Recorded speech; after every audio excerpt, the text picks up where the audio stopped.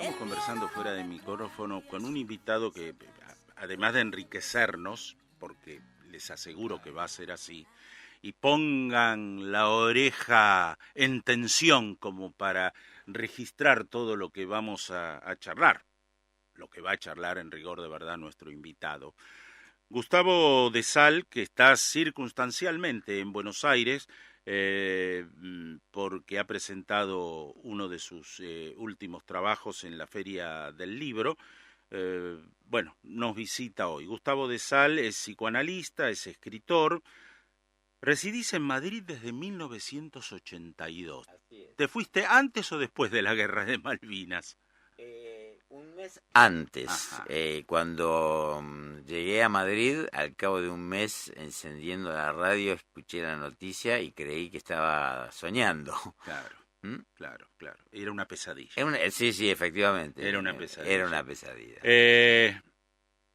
¿Por qué a Madrid? ¿Por qué a España? Bueno, en verdad mi idea inicial era de trasladarme a los Estados Unidos, ¿no? Que bueno, era un sueño juvenil, digamos, de la Ajá, adolescencia, ¿no? Bueno, después, por distintas circunstancias, España resultó un lugar que era más fácil insertarse y así lo fue efectivamente. En esa época no existía la Comunidad Europea. Era fácil la convalidación de los títulos, la obtención de los permisos de trabajo, luego la nacionalidad. Y bueno, España me abrió sus puertas, un gran país, un maravilloso pueblo. sí, señor.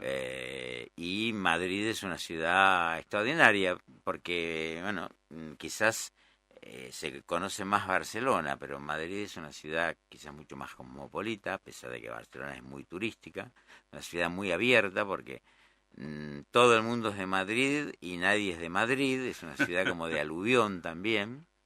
Y bueno, realmente soy muy feliz viviendo en una ciudad que no cambiaría por nada. Me gusta muchísimo otras ciudades del mundo, por supuesto, no, empezando por Buenos Aires, que es, bueno, donde nací, donde las huellas más importantes, las marcas fundamentales, lógicamente se han producido aquí. Disfruto mucho cada vez que vuelvo, pero verdaderamente conozco bastante, he viajado mucho, he tenido esa fortuna y bueno, me quedo con Madrid. ¿Mm? Tiene algún parecido con nosotros, ¿no? Sí, por supuesto que sí, claro. Y hay una al punto de que para ellos, para los españoles, los argentinos, en realidad no nos incluyen dentro del conjunto de los emigrantes. Los argentinos tenemos un estatuto especial para ellos. Mira vos. Cuando hablan de los emigrantes pueden ser de todas partes del mundo, pero los argentinos no forman parte para ellos, mentalmente no forman parte de ese colectivo. Eh, Has escrito libros de relatos, novelas, ensayos.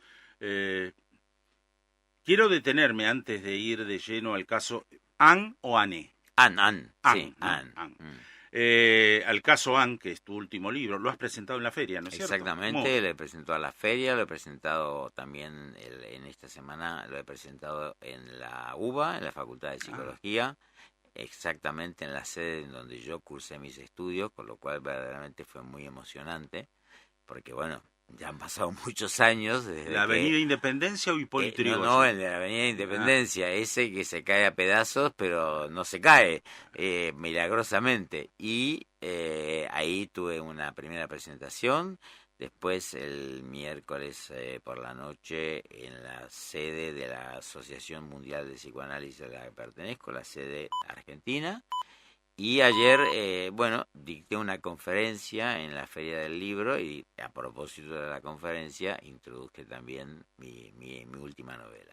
estamos charlando con Gustavo de Sal, él es psicoanalista, él es escritor, acaba de presentar su última novela, El caso Anne, Lecciones para sobrevivir a la noche más larga. Uno dice eso y, si tiene buena memoria, se acordará de las tantas noches largas que hemos padecido los argentinos. Pero veremos cómo se plantea la cosa, porque antes, luego de la pausa, quiero encontrarme con Zygmunt Bauman, a través de él, porque supo conocerlo, trabajar, escribir un libro que tiene un título atractivo como ello. Estamos con Gustavo de Sal, psicoanalista, escritor. Él acaba de presentar en la Feria del Libro el caso Ann. Y antes, El retorno del péndulo, ¿del 2014? Sí. El retorno del péndulo. Inevitable pensar en Foucault, pero vaya uno a saber, ¿no? Yo ustedes me escuchan sábado a sábado, ¿no? Suelo decir que la historia de nuestra Argentina es una historia pendular, permanentemente pendular, que osciló entre gobiernos constitucionales débiles, tutelados, con proscripción y demás, a dictaduras cada vez más feroces, más fuertes, en fin. Y así el péndulo iba de un lado al otro y la Argentina se iba desgastando, deteriorando, en fin. El retorno del péndulo, escrito junto a Zygmunt Bauman, que fue el hombre, sociólogo, filósofo, polaco, creo, ¿no? Era Sí, polaco, efectivamente, ¿no? Polaco, exiliado luego en Inglaterra, los últimos más de 40 años vivió en Inglaterra, al norte de Londres. Sí. Él definió maravillosamente esta precariedad que vivimos hoy, esta deshumanización, el individualismo, el consumismo, la ficción de la globalización y demás, como la modernidad líquida. ¿Pudiste hablar con él sobre el tema? Sí, por supuesto. Contame algo. Bueno, el libro tiene mucho que ver con eso. Bauman alcanzó verdaderamente una fama mundial a partir de este concepto que realmente fue una clave de lectura interesantísima para comprender la posmodernidad, la idea de lo líquido. No obstante, debo decir que, aunque por supuesto ese concepto lo propulsó, digamos, internacionalmente, quizás no es lo más importante de su pensamiento. Es quizás lo que le dio un renombre, digamos, una gran celebridad, pero en mi opinión hay otras obras que incluso superan mucho a todas las que están vinculadas a la cuestión de lo líquido, ¿no? Por ejemplo, Modernidad y Holocausto me parece uno de los mejores libros que se han escrito después de la Segunda Guerra Mundial. Es un libro maravilloso. Pero tu pregunta está referida efectivamente a esta cuestión de lo líquido. Y ahora voy a explicar por qué yo le propuse a él que el libro se titulara El retorno del péndulo. Efectivamente, ¿qué es lo líquido? Lo líquido es el hecho de que a partir de un determinado momento, que es aproximadamente la década de entre los 80 y 90, bueno, se comienza a producir un cambio de paradigma, eso que podría llamar, ¿no?, la disolución de los grandes relatos, y ante, digamos, la perspectiva de que efectivamente el mundo comienza a perder la brújula que antes, para bien o para mal, estaba orientado sobre la base de las ideologías tradicionales, la derecha y la izquierda, el capitalismo versus el comunismo. Bueno, todo eso generaba una dialéctica, una sociedad organizada en base a incluso la confrontación entre esos dos relatos. La importancia que la religión tenía, bueno, toda la Guerra Fría. Exactamente. El concepto de historia con mayúsculas se empieza a resquebrajar. Y el concepto, digamos, de ética, los valores, todo eso se empieza a tornar líquido. De allí que efectivamente el mundo líquido es eso, el mundo en donde comienzan a disolverse todo aquello que permitía a los sujetos encontrar referencias identitarias.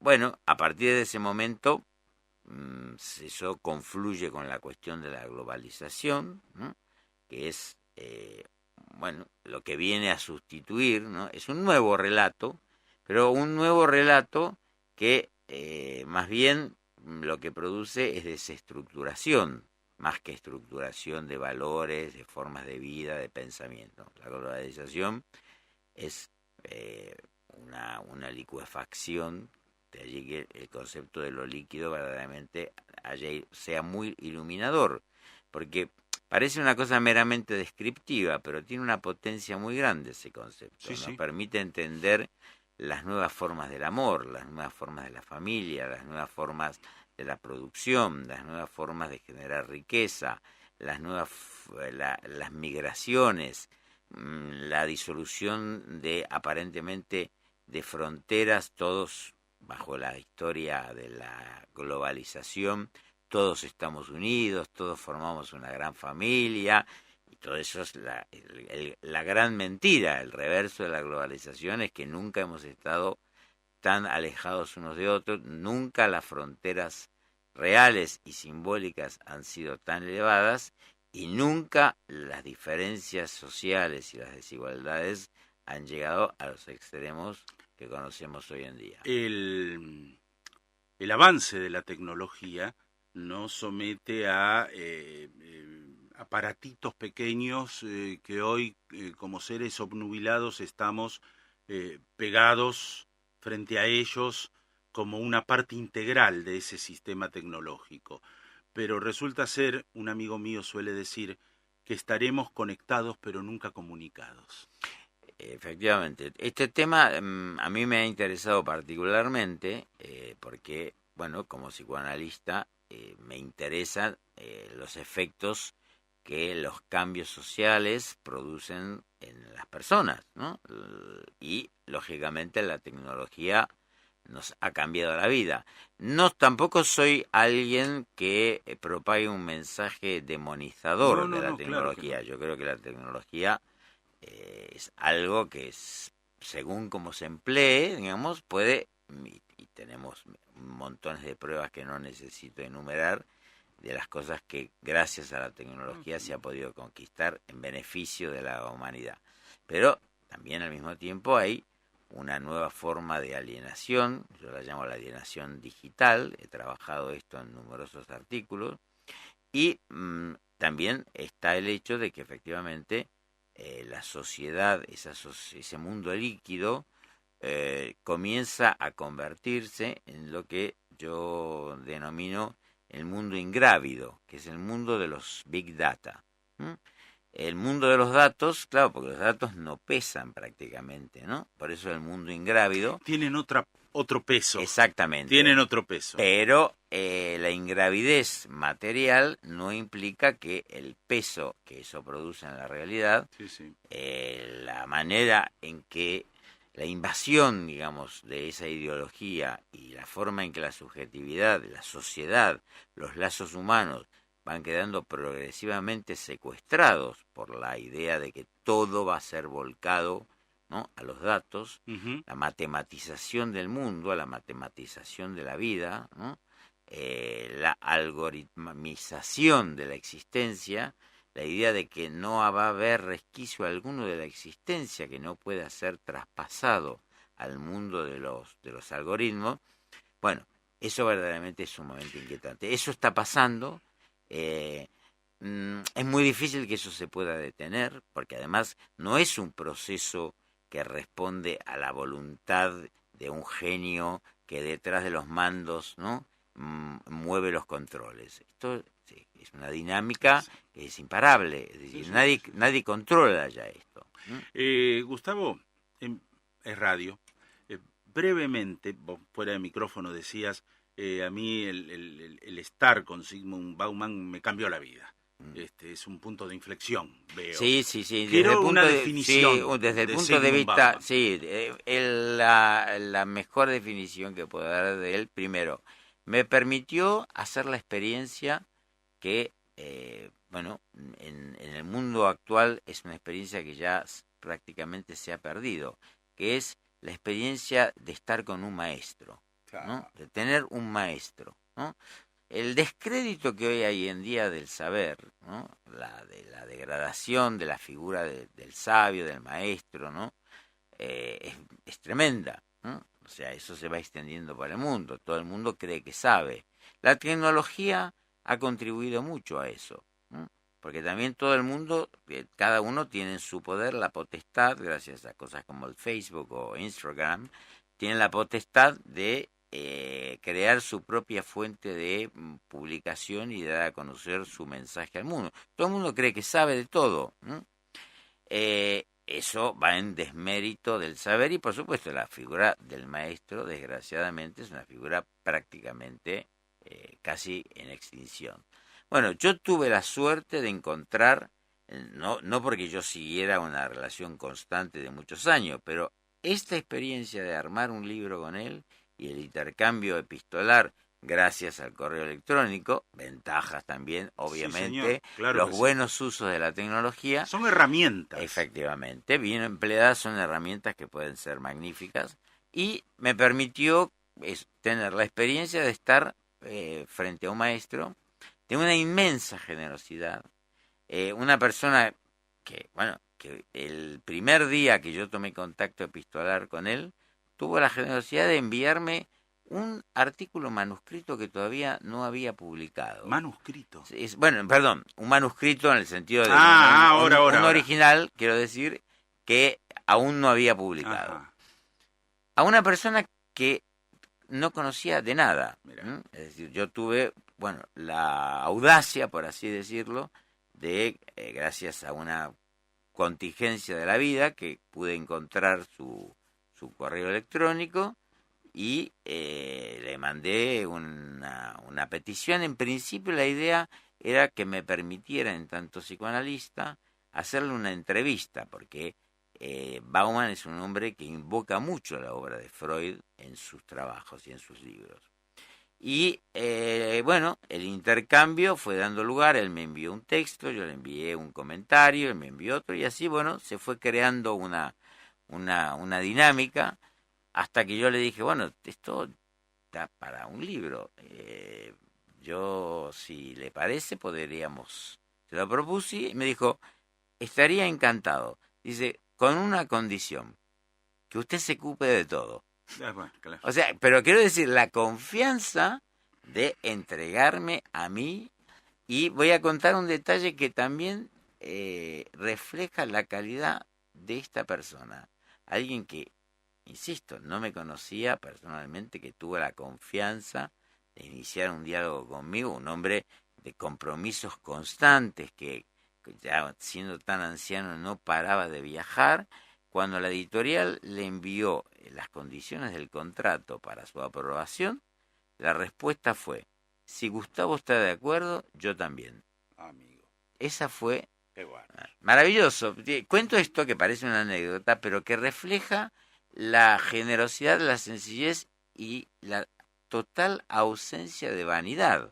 Porque, lógicamente, muchos de los grandes intelectuales, artistas, los genios, no es tan fácil encontrar esta combinación entre sencillez, generosidad y genialidad, ¿no? Hubo un presidente argentino que dice que cuando te colocan la alfombra roja, sonaste. Claro, efectivamente. O te inyectan bronce. Exactamente. Y entonces te deshumanizás definitivamente. Exactamente, y mirás 2 centímetros por arriba de la historia. Exacto.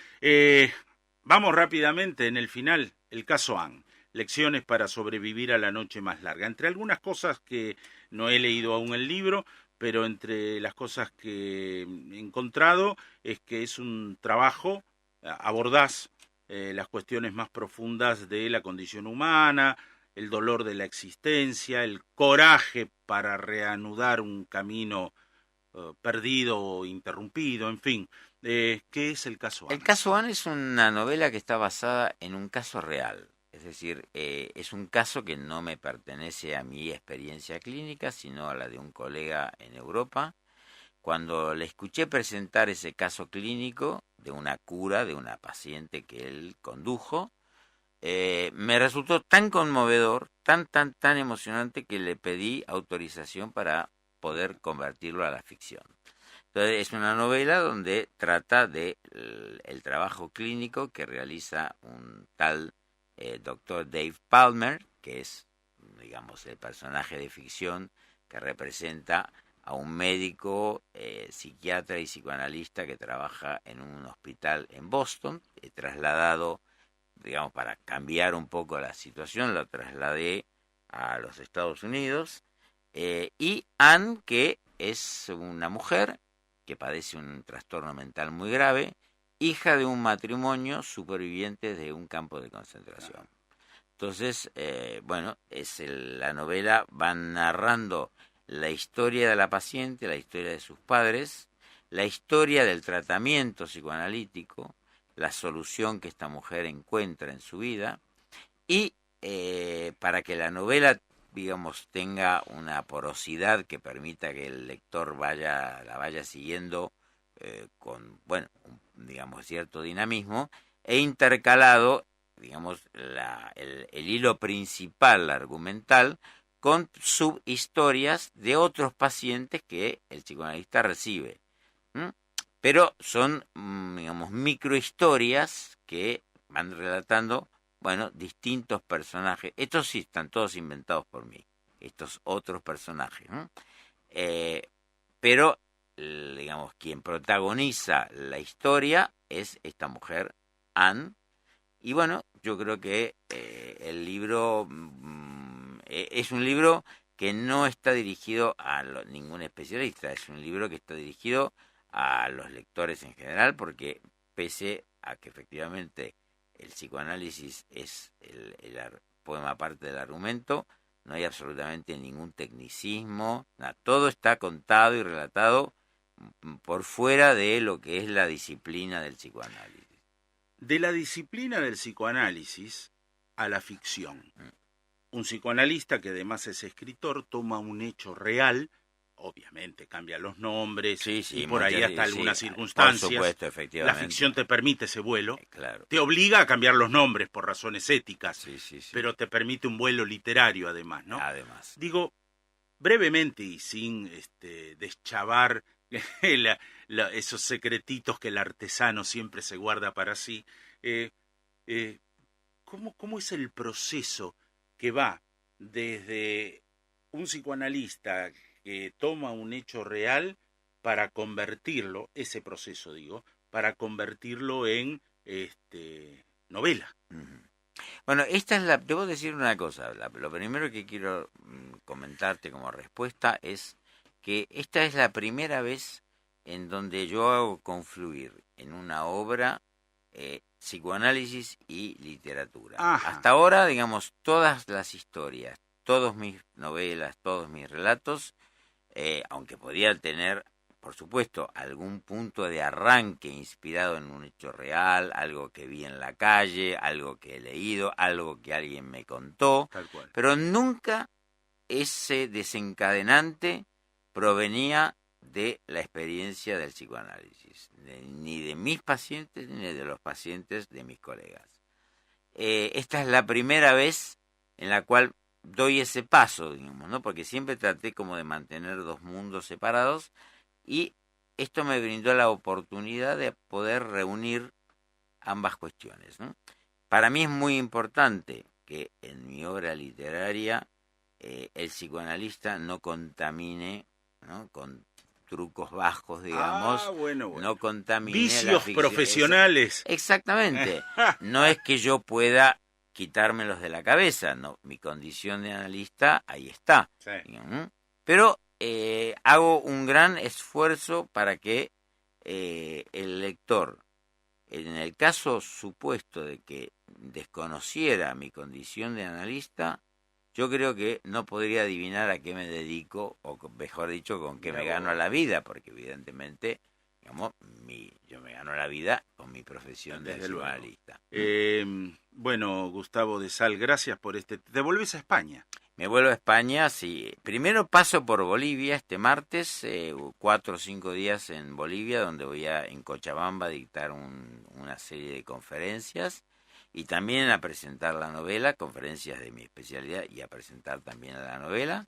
Y ya el domingo de la semana que viene aterrizaré de nuevo en Madrid para reencontrarme con mi vida, mi familia. Joder, tío. Bueno, pues muy agradecido a la invitación de la radio, haberte conocido y bueno, espero que en otras visitas pueda tener el placer de volver. La puerta abierta. Muchísimas siempre. gracias. Es más, me gustaría No soy Zygmunt Bauman, claro que no, por supuesto, pero establecer un vínculo a través del mail Por sería supuesto, más que interesante y enriquecedor. por supuesto que sí. Encantado y muchísimas gracias. Gustavo de Sal con nosotros, autor del caso Ang, Lecciones para sobrevivir a la noche más larga, su última novela que ha sido presentada en la Feria del Libro.